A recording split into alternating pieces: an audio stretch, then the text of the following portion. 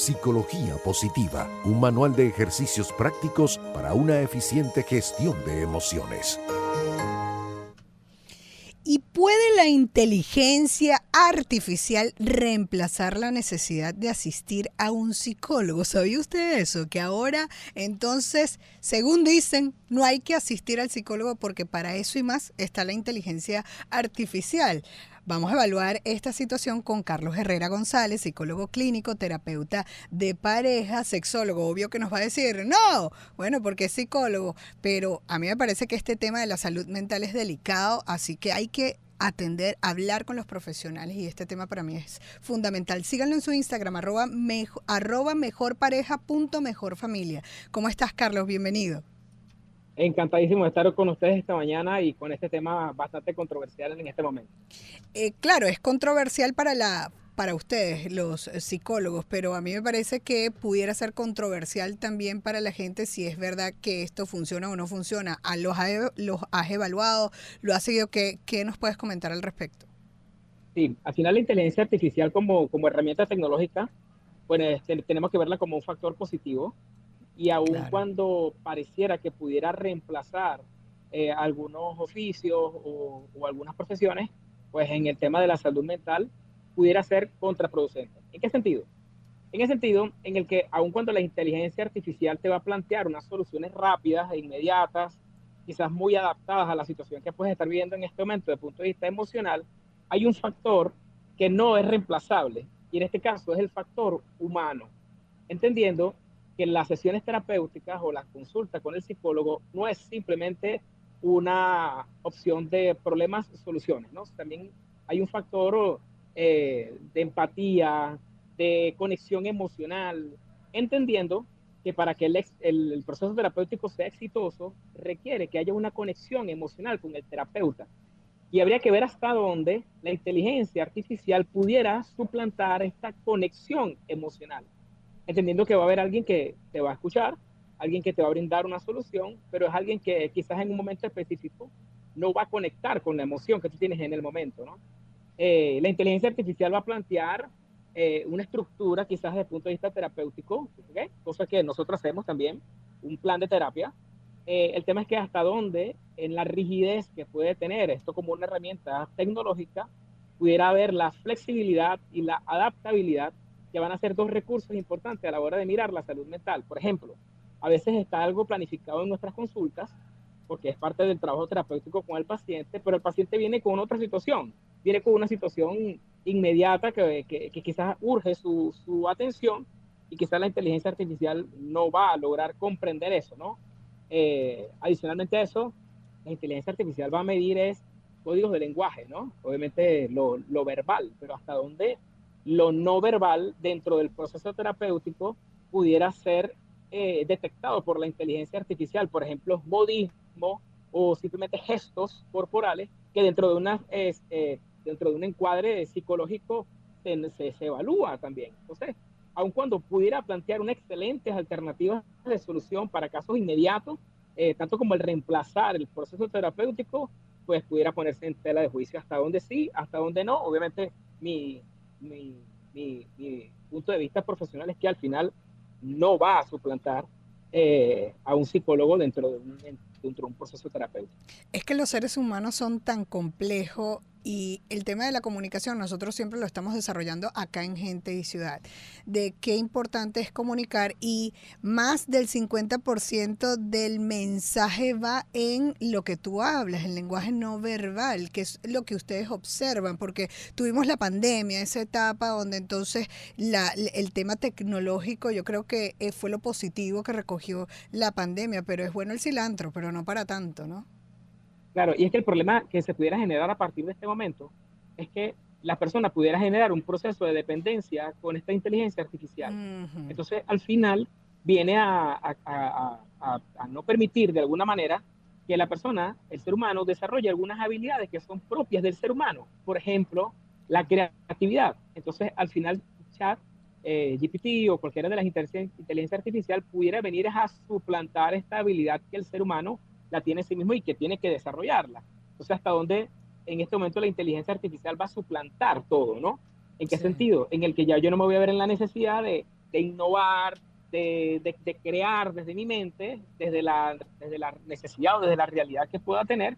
Y es aquí donde pudiéramos haber un mañana un problema de salud mental en nuestra sociedad, porque ya no generamos un proceso de dependencia con un ser humano, sino que ahora generamos de proceso de dependencia con una tecnología, con una inteligencia artificial, donde siento que todo tengo que consultarlo con inteligencia artificial para poder tomar decisiones o para poder emprender acciones. Entonces, aquí hay un gravísimo riesgo a futuro y es crear procesos de dependencia. Es la adicción, por ejemplo, que la gente está desarrollando en las redes sociales. En estos días conversábamos con otra psicóloga acerca de que el 85%, y están alertando los psicólogos y la Federación de Psicólogos a nivel nacional, de que más del 85% de la información que se publica en redes sociales en materia de salud es falsa, y eso representaría un peligro. Entonces, imagínate una adicción a la inteligencia artificial en este sentido. Sin embargo, tú iniciaste diciendo que no todo es malo. No sé si es que para alguna etapa pudiera utilizarse. Mira, en este momento esto es un tema de debate y obviamente se plantea hasta la posibilidad de que, desarrollado a través de la inteligencia artificial, una primera consulta pudiera ser hasta desarrollado por una inteligencia artificial, y ya luego para el proceso de tratamiento psicológico pudiera ya verse ya directamente con el psicólogo o con el terapeuta. En este momento eso está en debate, ¿no? A algunos les parecerá, a otros no les parecerá. Pero es una herramienta que usamos los psicólogos. Los psicólogos nos ayudamos de la inteligencia artificial para ayudarnos a estructurar quizás planes terapéuticos, entendiendo que la inteligencia artificial va a trabajar en función a unos datos que le vamos a proporcionar, pero hay una información que no obtenemos a través de unos datos específicos que se incorporan en el plan terapéutico. Por ejemplo, el hecho de poder desarrollar situaciones de empatía con un paciente. Quizás tú colocas en una inteligencia artificial que te brinde herramientas para el manejo de la ansiedad y te la va a generar, pero te lo va a plantear de un punto muy, muy genérico. Y hay que tener en cuenta que en el proceso terapéutico no trabajamos con casos genéricos, trabajamos con casos muy personalizados, y aun cuando la situación o el cuadro psicológico pudiera ser el mismo, hay particularidades que evaluar o que mirar a la hora de evaluar un paciente. Hay que mirar el contexto cultural, hay que mirar las situaciones sociales, hay que mirar el cuadro familiar, cosa que quizás pudiera ser una limitante de la inteligencia artificial en este momento. Entonces, no vamos a desechar la tecnología, más bien la vamos a ver como un recurso, solamente que tanto como llegar al punto de la suplantación, es aquí donde entramos en materia de debate, donde, bueno, viéndolo desde el punto de vista en la promoción de la salud mental, no sería recomendable que a la persona suplante al psicólogo a través de una inteligencia artificial. Un poco para documentar esto, la inteligencia artificial se basa en un cúmulo de data que se recoge de la nube y que se organiza a través de algoritmo que entonces pudiera darle a la gente un resultado general que no es su caso particular, porque todos los seres humanos somos personas diferentes. Sin embargo, se puede caer en esto porque ahorita vamos a decirlo como es. La gente sí está buscando a los psicólogos. Es un momento donde los psicólogos son más aceptados. Antes el que iba para el psicólogo o el psiquiatra pues estaba loco y era como que calificado, etiquetado, y ahora no, es una moda, ya forma incluso parte de una moda, pero algunos dicen es que hay que tener plata porque pareciera que a veces los psicólogos no dan de alta, pero también pudiera la inteligencia artificial no darte de alta, y eso es una alerta que ustedes están poniendo, ¿no? Claro, y que precisamente esto es un mito, el que haya en el que el psicólogo no da de alta. Esto no es una verdad, ¿no? Al final, en el momento de la evaluación, el psicólogo genera un plan de tratamiento, y ese plan de tratamiento tiene un pronóstico de tiempo. ¿Okay? Obviamente van a haber variantes que en el proceso terapéutico pudieran variar, pudieran hacer extender o aminorar el tiempo de terapia, pero por lo menos en mi caso, y sé que muchos colegas compartimos esta idea, y es que el proceso terapéutico no puede ser un proceso interminable, infinito, porque al final, sí se da en un primer momento, vamos a llamarlo así de manera muy coloquial, en un primer momento el psicólogo acompaña, ¿no? Y lleva de la manito al paciente, pero ya va a llegar un momento en el que el paciente tiene que caminar solo. ¿Okay? Y tú le brindas las herramientas y las estrategias precisamente para eso, para que genere un nivel de autonomía, un nivel de independencia desde el punto de vista emocional, que le haga enfrentarse a su realidad de manera individual. Entonces, esto tiene que ser, más bien, se convierte en un problema de salud mental mañana si el psicólogo genera un proceso, crea el proceso de dependencia con el terapeuta. Sí, estamos hablando con Carlos Herrera González, quien es psicólogo clínico, terapeuta de pareja, sexólogo y quien pudiéramos decir que no está en contra de la inteligencia artificial, más bien alerta que no estemos utilizando la inteligencia artificial para este tema de la salud mental, porque es insustituible por el psicólogo, porque es que los seres humanos somos complejos. Yo te pediría alguna recomendación ya para cerrar para nuestra audiencia, porque a mí me parece, o sea, yo concluyo que es un alerta y no debemos jugar con esto, porque la salud mental también afecta a nuestra salud física, afecta a nuestra sociedad, y me interesaría tu recomendación como profesional. Claro, la inteligencia artificial pudiera ser una excelente herramienta como para un primer paso. ¿Ok?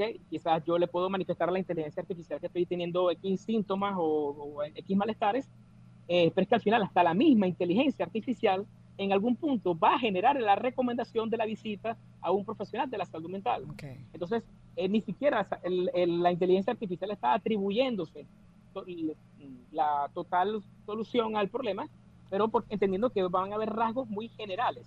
Entonces, que yo le puedo plantear, mira, quiero bajar de peso, ¿qué puedo hacer? Necesito quizás disminuir mi nivel de ansiedad, y va a generar unas recomendaciones muy válidas, pero muy genéricas. ¿Okay? Entonces, al final tenemos que mirar que la inteligencia artificial siempre va a tener una limitación, y en este caso va a ser el que se requiere el factor humano para las evaluaciones, para el tratamiento, para comprender y acompañar al paciente en su proceso, que es único, aun cuando el cuadro psicológico pudiera ser enmarcado dentro de un manual de diagnóstico. Cada paciente es cada paciente, y es aquí donde la habilidad humana del psicólogo nos permite poder ayudar al paciente de una manera más efectiva, entendiendo que hay una realidad propia, particular, personal.